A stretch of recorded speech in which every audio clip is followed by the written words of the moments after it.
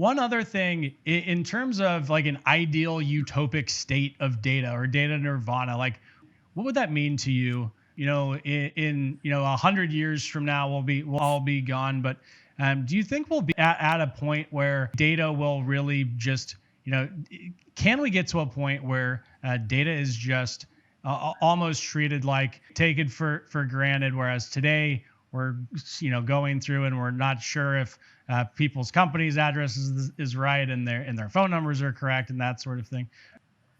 Yeah, and I don't know about 100 years, but I think for our B2B industry, right, in the next decade, like I said, to me, a good benchmark is just getting to where consumer marketing already is. I think with that hyper personalized, hyper digital experience, and I do think we're well on our way. And really, my dream also for our industry is that we can just make both software buying and software selling much more efficient. Because if you look at it, and I had a chance, Steelbrick was acquired by Salesforce, obviously an amazing company. Mark Benioff is my entrepreneurial idol. But if you look at Salesforce, they still spend about 50% of revenue on sales and marketing. And I think one of the expressions they also have internally is enterprise software is sold, not bought. And really, where I hope we can take this industry is that software is more bought because it gets so easy to buy. And I think in our industry, we still have big information asymmetry, where the software buyer doesn't really know which apps are out there that would be best for their business.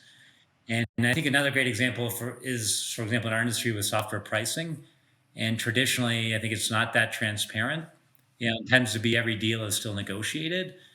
And I think one example, if you look at the consumer industry, used to be like car buying, where I think, famous example, you had to go in the lot and haggle with the dealer and play all the games with you, and but you're never really sure if you're getting a fair price or not.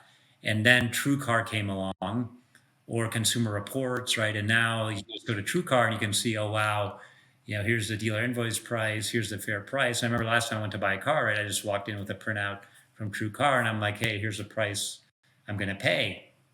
And of course, they still play the games. Oh, let me go see my boss. I don't know if I can do that. But at the end of the day, they've also realized it's kind of brought that transparency. And so now they just have to give you that price, the fair price. And then as a consumer, right, it's much more efficient. You don't have to spend hours haggling. You're getting a good deal. And so with more data, and that's one of the data sets we're also working on capturing now G2 with a new product we have called G2 Track, which we already have about 1,000 companies using to track all their SaaS spend, all their cloud spend, but we know how many users they have, we know how they're utilizing it, and in an aggregated, anonymous way, we can also start to provide benchmarks to say, hey, for a Salesforce Sales Cloud license, based on what hundreds of companies are paying, here's the fair market price, and that can, again, and ultimately we see it saving the buyer a lot of time because they can buy with confidence, and frankly, even the seller, because they can save all that end of quarter negotiation and special deals.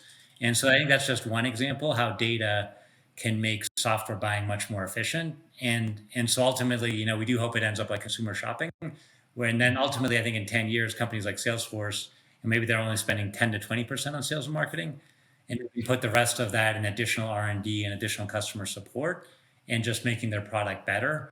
And so that's how, and the software buyer, right, rather than having to spend months on an evaluation and RFPs and all these boring demo meetings, they can just go to a site like g2.com, have all the data, and make a buying decision with confidence, maybe in a week instead of in a year.